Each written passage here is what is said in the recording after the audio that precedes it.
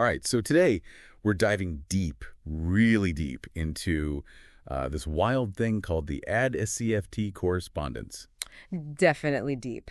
Now, I've got some articles and lectures here, Great. and hopefully with your help we can make some sense of this correspondence. Yeah, it's a pretty intense area, no doubt. For sure, for sure. But it's also one of the most exciting. Right, and that's why we're here. Absolutely. So maybe we could just start with, what is this AdS₅ correspondence anyway? Well, at its core, the AdS₅ correspondence is this proposed duality, right? Okay. It says that two different descriptions of the universe are actually equivalent. Huh. One using gravity and the other using this thing called quantum field theory. Okay, so two ways of looking at the same thing. Yeah, exactly. Imagine two sides of the same coin. Okay, two sides of the same coin. I like that. Each gives you a different picture, but Yeah. it's still the same coin, Gotcha. So what are these two sides we're talking about? So on one side, we've got anti-de Sitter space, or AdS for short. AdS. It's a mathematical model of space-time, but unlike the space-time we experience, this one has negative curvature. Negative curvature, meaning what? It bends inward. Exactly. Imagine the inside of a bowl. Okay, got it. So what's on the other side then? On the other side, we have this thing called a conformal field theory, or CFT. CFT. And it's a type of quantum field theory. It describes how particles and forces behave, but with a really cool twist. Okay, what's the twist? It's what we call scale invariant, meaning it looks the same at all scales. So no matter how much you zoom in or zoom out, the physics stays the same. You got it. Just like a fractal, similar patterns repeating at different sizes. Ah, that makes sense. So we've got this AdS space and this scale invariant CFT. Right. How are they connected? Well, that's where it gets really interesting. This AdS₅ correspondence suggests that this CFT actually lives on the boundary of AdS space. On the boundary, what? The edge of the bowl? Exactly. Imagine the CFT is like a thin film coating the inside of that bowl. Okay. The correspondence says that everything happening inside the AdS space, all the gravity, can be fully described by the CFT on the boundary. Hold on. So you're telling me that this higher dimensional AdS space, with all its gravity, can be projected onto a lower dimensional boundary? That's the idea. Yeah. And it's closely related to what we call the holographic principle. The holographic principle. Which basically says the information content of a region of space is actually encoded on its boundary. There's like a hologram. Yeah, like a 3D hologram projected from a 2D surface. Yeah, my mind is starting to bend a little bit here. Yeah, it's a lot to take in. But, okay, why should we care about this? Does this have any, real-world implications? Yeah, it definitely does. This might be our best bet for understanding quantum gravity. Quantum gravity. Yeah, unifying quantum mechanics and general relativity. Which has been a huge problem in physics, right? The huge E problem. And AdS₅ might just be the key. Well, we understand CFTs much better than quantum gravity. Right. So if this correspondence holds true, we can use our knowledge of CFTs to learn about quantum gravity. Ah, clever. So it's like a translator between these two complicated ideas. Precisely. So if it's so groundbreaking, why haven't we heard more about it? There is a catch. We haven't fully proven it mathematically. It's still just a conjecture. So there's a chance it could be wrong. It's possible, but even if it's not a perfect description of reality, the insights we've gained are already changing how we think about gravity and quantum mechanics. Okay, so maybe no definitive proof yet, but lots of possibilities. Now, I was reading about some really interesting applications of this duality, especially with black holes. Oh, yeah, that's a fascinating area. Black holes, those are the ultimate cosmic mystery, right? Definitely mysterious. So how does this AdS₅ thing apply to black holes?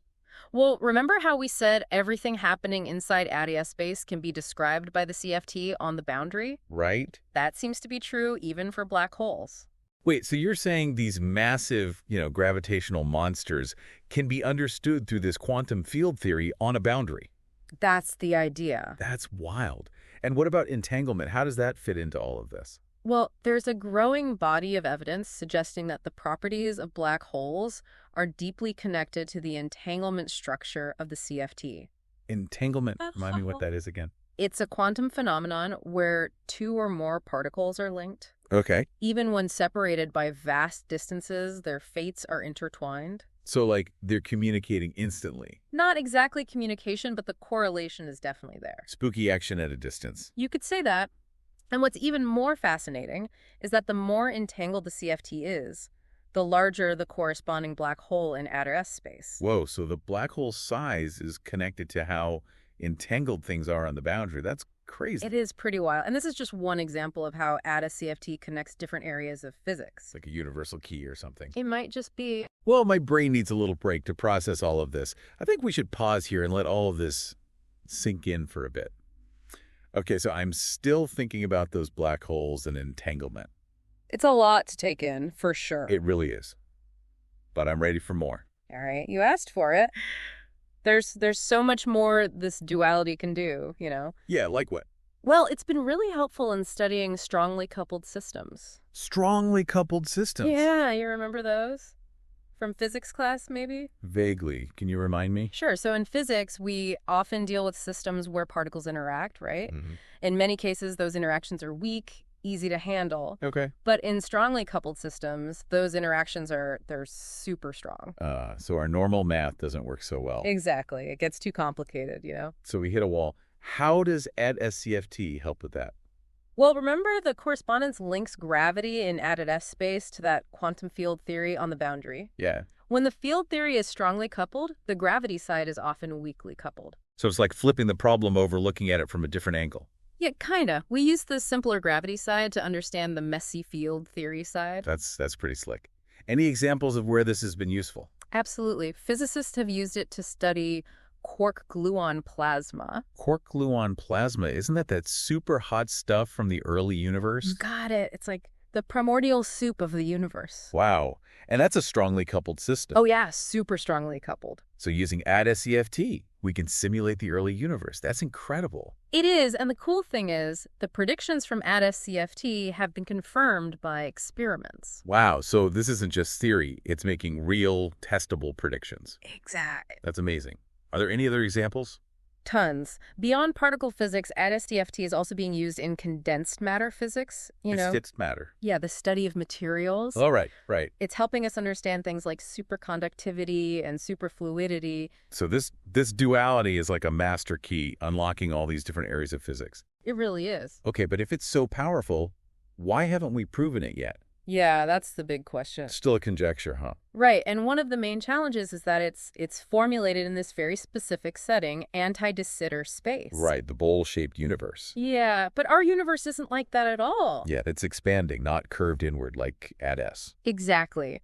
So we need to figure out how to extend this duality to more realistic space-times. So like a universal version of AdS₅. That's the holy grail. Lots of people are working on it. I bet. Yeah. But okay, let's go back to this holographic principle thing for a second. Sure. How can a lower dimensional boundary have all the information of a higher dimensional space? It doesn't seem possible. It is a tough one to wrap your head around. Like, how can you fit a whole universe onto its edge? Think of it like a hologram. Okay. It doesn't contain all the stuff of the 3D object, but it has the information to reconstruct that 3D image. Okay, I could see that, but can we actually test this idea? Directly testing it on a cosmological scale is really hard, you know? Yeah, I could imagine.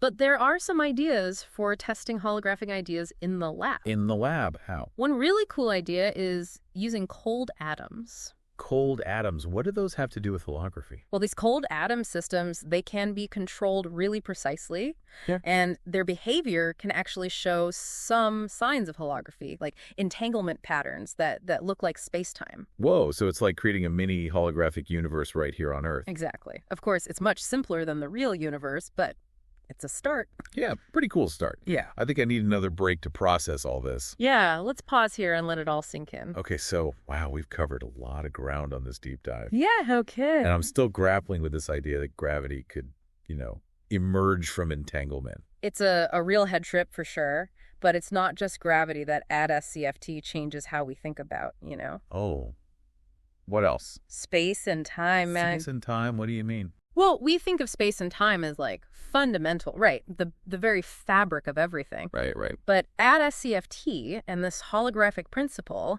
suggest they might not be so fundamental after all. Wait, are you saying space and time are like an illusion?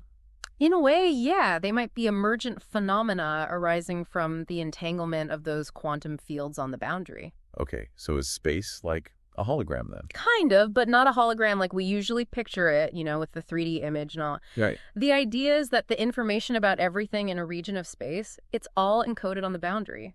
But how? How can a lower dimensional boundary hold all that information? It just doesn't make sense. Yeah, it's super counterintuitive, I know, but we're dealing with quantum information here. It's weird stuff. Okay, but what about causality then? Cause and effect. If space isn't fundamental, does that mean causality goes out the window too? That's a really good question, and honestly, we don't have a clear answer yet. If there's no fundamental here and there, it really makes you rethink how cause and effect could even work, This is blowing my mind. So AdS CFT isn't just about quantum gravity, it's about questioning everything. It really is. It's like a whole new way of looking at the universe. So where do we go from here? What's next for this holographic journey? Well, the big hurdle is figuring out how to apply AdS CFT to a more realistic universe, right? Because ours isn't AdS space, it's expanding. Exactly. So how do we formulate this duality for an expanding universe? That's the million-dollar question. Lots of work to be done. Yeah, tons.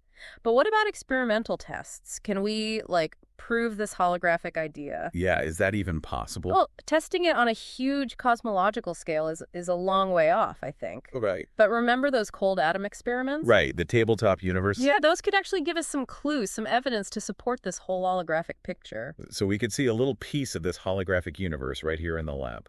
Potentially. And who knows what other experiments might come up. It's such a fast-moving field. Yeah, for sure. Okay, one last question, and this might be a bit philosophical, but if this holographic principle is true, does that mean our reality is, less real? That's a deep one. It depends on what you mean by real, I guess. If you mean tangible, something you can touch, maybe, yeah, it challenges that. Okay. But if real means something that exists, has meaning, then I don't think it's any less real, Yeah, I get that. It's about understanding the deeper reality, the code beneath it all. Exactly. And that's the beauty of AdS CFT and this holographic principle. They make us question everything, explore the universe in a whole new way. Well said. I'm definitely leaving this deep dive with more questions than answers, but that's the best kind of science, isn't it? It definitely keeps things interesting. It sure does. Well, thank you so much for joining us on this incredible journey into the AdS CFT correspondence. It's been a wild ride. Absolutely. And thanks to everyone listening. Keep those brains stretching, and we'll see you on the next deep dive.